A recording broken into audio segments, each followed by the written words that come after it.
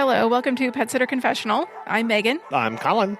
Thank you for joining us today. Thank you also to Pet Sitters Associates for sponsoring today's episode and our lovely Patreon members, people like Jennifer, Teresa, Katie, Savannah, Adriana, Doug, Jack, and Jeannie. Thank you very much for finding value in the show, for helping to keep it going, and for supporting us. We love what we do, and we appreciate your support. On episode 470, we discussed that you should not let your learning stop you from doing things. It feels like we're always constantly learning and needing to then implement those things in order to free up more brain space and know exactly what we've been learning. It doesn't matter whether you are learning or on the doing side, there's a lot that gets in our way. Specifically in our businesses, there's all this noise that creeps up that we kind of have to push down and really focus in order to accomplish the things that we need to.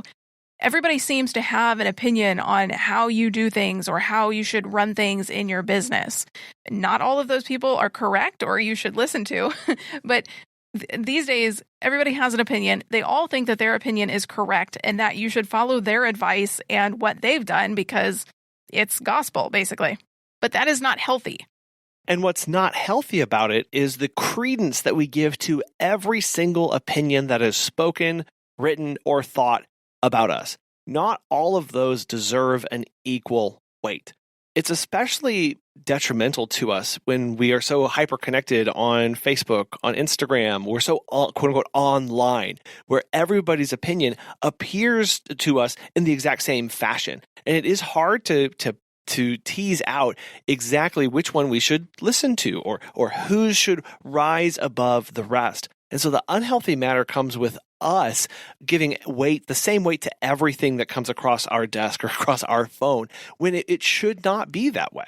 And it becomes noise when the only thing that we have going around in our head are the opinions and the advice, the input from other people instead of our own. But there are people that may have a genuine concern for you, like friends and family. So with their opinions about your business and how you run things or what you choose to do with your business, it is important to weigh their opinions and see, is this something that they have, they are looking into my life and genuinely see that maybe I am overworking myself and I do need to reassess and look at my priorities? Or is it, well, they just, friends and family, they have a genuine concern for me, but they just may not understand the industry of this is why I need to do things a certain way because in this industry is a little different and that's just how we do things. And that makes the entire discussion of tuning out the noise very nuanced in that how do we define the noise? Who are the people we're going to listen to? What advice are they trying to give us? What opinions are necessary for us? Where are we at in our walk and in our business and in our life? All of those things have to be taken into careful consideration when we define what noise is for us. Because they do genuinely care about you, and they might not understand exactly why you're making all of those decisions. And so taking the time to explain that to them, helping them understand at least a little bit is worth our time and effort. The problem really comes in when the noise from them, their opinions, what they're speaking into you, when they stop listening to you and they continue to tell you how to run your business without taking the time and opportunities to understand why you do what you do. That gets really dangerous when all of a sudden we start listening to people who have no idea what it means to run a dog walking and pet sitting business, about running a dog walking and pet sitting business. But we still need to have those people in our life who can speak to our mental well-being, or when they see us being burned out, or when they see us going down dark or dangerous paths in our lives. That is so critical to us, and that is noise that we don't want to turn out. It's the noise from those undue or unnecessary opinions that people have in the way we do things. And maybe that takes something as simple as explaining your long-term goals to them. Say, hey, I am doing this thing because in 5 years, I won't need to do this thing anymore. I have this long-term goal that I need to hustle and grind for a little bit, but I know that it's going to be worth it in the end. Dave Ramsey has that saying that you live like no one else now so that you can live like no one else later. Even if you're talking with the smartest person in the room who has done this a million times before, it's not necessarily healthy to go with their way of doing things just because they're the supposed expert in the room. You really need to figure out what's going to work for your business. There's, a lot of noise out there. There's noise of clients They tell you, oh, I don't like this policy. Why do you do it this way? You should do it this way instead, my way. You should run your business the way that I think you should. This comes up a lot with our policies and procedures. Maybe clients don't like that your deposit is 50%. They would rather pay at the end of their visits. Well, that's not how you do things. And the noise that can come from clients is particularly insidious because we ourselves are supposed to be serving them. And so it can be tempting at times to give into what they're trying to tell you, or to give what they say a lot more weight than other people, because we don't want to upset them. We don't want to make them mad. They do pay our bills at the end of the day. So shouldn't we listen to that noise? And Megan, just like you said, the answer is sometimes. It really is, because it depends on what they're speaking to and what they're trying to get from you. It can easily turn into a manipulative tactic. It can easily turn into an abusive tactic as well, because you control your business. Now, that doesn't mean we can't take feedback from our clients. I mean, we get feedback from clients all the time about policies, procedures, what would happen if you did it this way, what happened if you did it that way. And we take all that in and we assess. And a lot of times we go, well, thank you for your feedback. At this time, we're not looking to make any changes, or at the time, that's not going to work for us. But we're going to think about that for the future and what that would look like for us.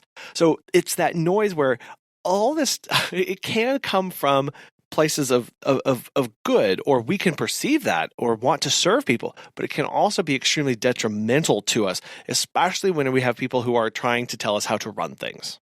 Then there's the noise of other business owners. And while it is good to support others and uplift others, it can get very daunting and overwhelming when you start comparing your business to somebody else's. I think this commonly plays out when people are talking about services or how to offer services.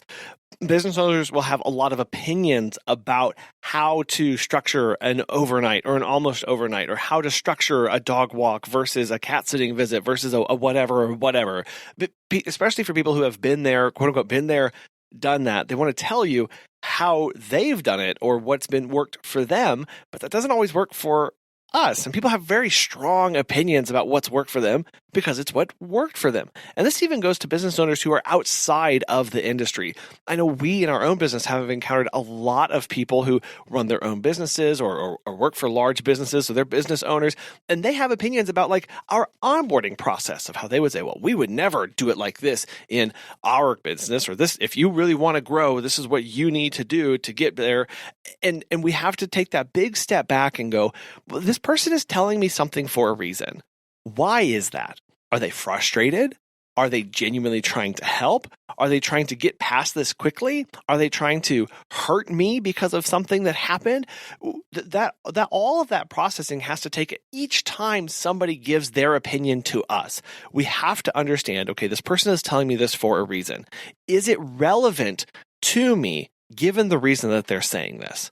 Yeah, it's really about that assessment phase of, okay, this person has an opinion about my business or me. How valuable do I want to make this? How much weight do I want to have this in my business? Is this something that I agree with, that I don't agree with? Maybe I can see their point of view a little bit, or maybe it's been glaring at you for a long time, and now this is the fifth person who has said this to you, and you're like, okay, finally, yes, I will make this change. I see it now. It's clear. So you have to see if it is for you, because part of tuning out the noise is tuning out the irrelevant opinions of, this is not going to work for me. This person, they may mean very well, but that's just not going to work for me. So I need to put that off to the side, put it in a bucket of not pertinent to me. No, thank you. Yeah, no, thank you. And move on. And this one is particularly hard. We have to work this muscle a lot, because the noise for the irrelevant opinions from other business owners, that comes up a lot, especially when we are intentionally trying to network in business owner settings. When we go to those Chamber of Commerce events, when we go to those 1 Million Cups presentations, when we go to those business after hours or whatever you're going to, when you are putting yourself into that situation, we are basically stepping up to the plate going, okay, give me your opinion of what I do. Because we all have to say, okay, what do I do? How do I do it? How long have I been doing it? Blah, blah, blah. People will have opinions. And the muscle of being able to assess what's relevant, what's irrelevant, is something that we have to build over time, instead of, like we talked about earlier, instead of holding each opinion that comes to you of equal weight, equal value, or equal worth. That's where this whole thing becomes really toxic, and we become inundated with noise of opinion because we can't discern what's good and what's not. Which leads us right into talking about marketers and advertisers, because I feel like they call us on a weekly basis or send us an email of, hey, we have this sponsorship opportunity for you. Are you interested in this? And it's everything from sponsoring a youth baseball team to golf to race car. We got pitched for a race car recently of look at this opportunity before you. But the noise of being sold to as a business owner, we are especially sensitive to this, of the sales pitches for how to do the latest and greatest, or the sales pitch of what's going to be the next best thing for you, or to get that instant success, or that sales pitch to join the course or take this thing or enroll in this program, or to get you to where you need to go. Again, this kind of snake oil salesman kind of mentality of all you have to do is invest this thing and then you can move on. That comes at us from so many angles, of the noise of pitching us to do something else, to do another thing, to elevate our business, to take it to the next level. And that, I just think of the number of like radio advertisers who have contacted us, newspaper advertisers, coaches, all sorts of stuff come in, and they want your attention. They want your money. They are looking to you. And that is noise that we have to see. Is this a valid point that they are trying to make, or is it not? Because otherwise, again, we're just going to be throwing our money after every single person who comes and asks for it, well, because they told us it was going to work. And then we have no money and we have no attention and we have no business. Before we continue, we'd like to talk to you about Pet Sitters Associates. As pet care professionals, your clients trust you to care for their furry family members. And that's why Pet Sitters Associates is here to help. For over 20 years, they've provided thousands of members with quality pet care insurance. Because you work in the pet care industry, you can take your career to the next level with flexible coverage options, client connections, and complete freedom in running your business. Learn why Pet Sitters Associates is the perfect fit for you and get a free quote at petsitllc.com. You can get a discount when you join by clicking membership Pet Sitter Confessional and use the discount code Confessional when you go to checkout. Check out the benefits of membership and insurance once again at petsitllc.com. Again, it's that value that you want to place on this thing that you are either giving your money to or giving your time to, which you can never get back, or taking their opinion and implementing it in your business. When we talk about trying new things in our business, and we've had a couple episodes on experimenting and doing it well in your business, we talk about the phase of assessing it. When you try something new, you start small and then you do the thing and you assess afterwards. You say, was this successful? What are my metrics for it being successful? And did it hit the mark or did it miss the mark? The same thing goes here. You have to assess the opinions of others, the things that they want you to participate in or give money to or give volunteer time to. You have to say, is this worth it to me or is this not for right now? Right, because whether it comes from a client, friend and family, other business owner, or a marketer or coach or someone else like that, regardless of who the opinion comes from, they are basically placing a demand on you, on your time, on your attention, on your business, on your personal well-being and mental capacity. They are placing a demand on you. And a lot of times, that's a demand that we just unknowingly pick up. I know it's when our daughter was younger, she would come into the room, and I probably still do this to you, Megan, of when I need something thrown away, I'll sometimes just hold it out and see who picks it up and takes it from me, right? Because I'm being lazy. I'm being selfish in those moments. I'm not honoring those around me. I just hold out the trash and wait for somebody to pick it up. Our daughter used to do that all the time. This is what the people are doing when they are giving you an unwarranted, unmerited opinion or advice. They're holding out a piece of trash and they are waiting for us, the business owners, to pick it up because, well, who else is going to do that? Or that's what I have to do. I guess I have to take that. But I would step back and say not all opinions are trash. So it's not a one-for-one comparison here. There are, again, with friends and family or with well-meaning people who know you and genuinely care about you, their opinions may be very valid. If they see that you're overworked, if they see that there's this thing that you're trying to do in your business that is just not working, they may come to you and say, hey, I have been seeing this pattern or seeing this habit and it doesn't look healthy. It looks actually pretty toxic. That may be something that you really need to look at and and figure out maybe it's not working. Right. Yeah. And I did misspeak there. If I was talking about every opinion being trash, it wasn't what I intended. It was just that when people are giving you these stuff, that's the decision that we have to make. And being very careful about who we let speak into our lives and who we take advice from or who we take information from, because it can be detrimental, because we can end up chasing every whim of every person, of every opinion of us, instead of actually living our life and running a business that we want to. Because if we just bounce from opinion to opinion to opinion, advice to advice to advice to advice, we're not actually in control of anything. We're not actually putting ourselves or having some intentionality to our actions as we run our business, as we live our life, because we're just being strung along or drug along or taken into certain situations that people tell us we need to go to, even though we might not really want to. Well, and the thing about other people's opinions is that they can freely give any advice and opinion, but at the end of the day, they don't have to implement it in their business. They don't have to deal with the consequences of whatever it is their opinion is. You do. That's why it's even more weighty of the things that we choose to do in our business. These things are very important. So we do need to have a clear head when we're talking with people so that we can have a good idea of what's going to be useful or not. It's dangerous enough for me to go from whim to whim in my own life, from my whim to my whim. It's even more dangerous to go from someone else's whim to someone else's whim to someone else's whim. We have no control over that. And especially, Megan, like you said, people throw out this advice, and if we pick it up and run with it, they may have tossed it out with having any idea of what the intricacies are. And like you said, they also don't have to implement it. That's a really important fact of there's so much advice out there. There's so many how-tos and what to do. And we've walked through several of those. Like, there's so much of that out there. There's so much noise. And we are the ones ultimately held responsible with the success or failure of our business, or with our employees' well-being, or our own mental and emotional well-being, physical well-being.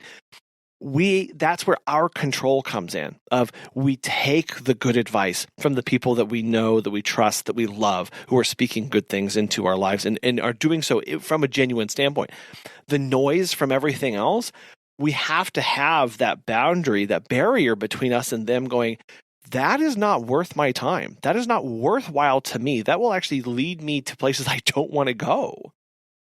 And we do have to, that falls to us. That is our responsibility. You are the boss of your business. So be you. Let your uniqueness define your business, because nobody else can problem solve like you. Nobody else can see things with fresh eyes and a different perspective than you. There certainly are times for, if you're having a problem in your business or you're stuck, there are times for going to others for advice. And it could be everybody that we've talked to, clients, friends, family, other business owners, coaches, marketers, but going into it with a mindset of knowing the weight of their opinion, because they're not likely going to know your intricate numbers and the day in and day out operations of your business. So how do we tune out the noise that we're talking about here? These unwarranted, unmerited advice from people that really may not know exactly what's going on? Well, it starts with being still and not moving at 1,000 miles an hour. Because until we stop the motion in our own lives, we don't know what's going on. Right? We won't know our baseline of who we are. Our yoga instructor has this great line that she says as we're warming up for the day, where she says, find what's stuck. Find where there's tension. And this is so wonderful because it means both two things, right? It's also knowing that my left shoulder, it gets stuck and there's a lot of tension in there, so I can't bend it that much. But also mentally, what am I bringing into that? What am I sitting with that day? What is consuming my time and me mentally and physically? Once we can assess that, then we know what we're working with. We know what my pain points are, what's driving me at that exact moment. Then we can truthfully discern what inputs are worth our time, and then move on from there. And it could be things from unsubscribing from emails, or muting people on Facebook, or whatever, or avoiding those conversations with those people at that next networking event, or declining that client whenever they want to call you and request services. It is starting with ourselves and recentering ourselves about where we are, what we want, why we are doing things, what is stuck, where is there tension in your life. Those are driving factors that you know that you need to address. And then you can better ascertain the advice, the inputs from other people, and see where those can help. And Megan, you touched on another way to tune out the noise a little bit earlier, but it's about knowing who the source is, about the person that's speaking into your life. What relationship do you have with that person? What connection do you have with them already? Have you been through 20 years of stuff? Well, that person's advice, I personally would take way more than some random person on the internet telling me to do one thing over another. Or that'd be way more worth the information that they're giving me than some advice of some cold calling marketer on another end of the phone telling me how great radio advertising is. It's about assessing that relationship with that person. Can really help you know what weight to put on certain pieces of information. And when you couple that with knowing where you are, where your pain points are, what's driving you, with the weight of an opinion or advice that somebody who's speaking that is extremely close to you, who you've lived many years with or maybe experienced friendship with, it can help you know, okay, this advice is coming from this random person. I don't know where this is, and this, I've never heard of this thing over there. I need to quiet those all out and pay attention to first what myself is saying, and then where these close people are. Tuning out the noise is all about knowing yourself first.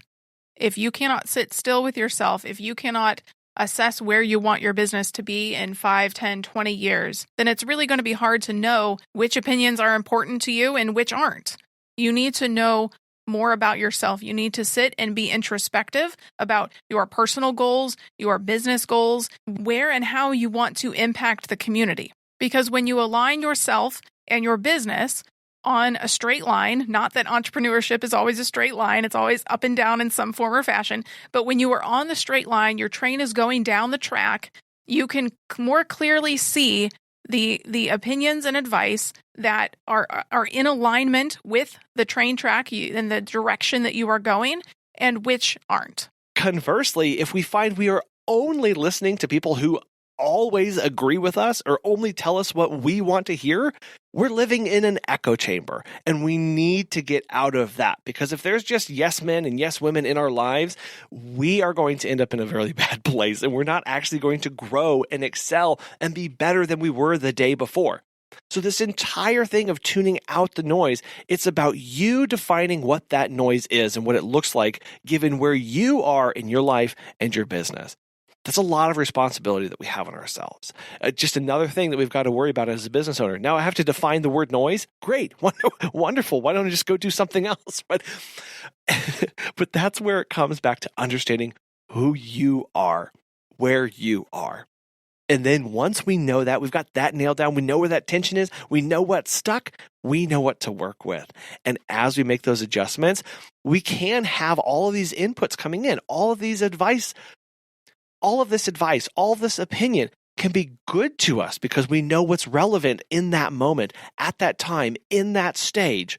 And then we can tune everything else out. Because when we have clarity of vision, when we have clarity of purpose in our lives, the noise fades away as we focus intently on what's important. If you have helpful advice for other pet sitters on how you implement this in your business, you can email us at feedback@petsitterconfessional.com, or you can give us a call at 636-364-8260. We appreciate you listening to this today. Hopefully it has been helpful to you. And if you would like to help support the podcast, you can do so at petsitterconfessional.com/support. Thank you to Pet Sitters Associates and our Patreon members, and we will talk with you next time. Bye.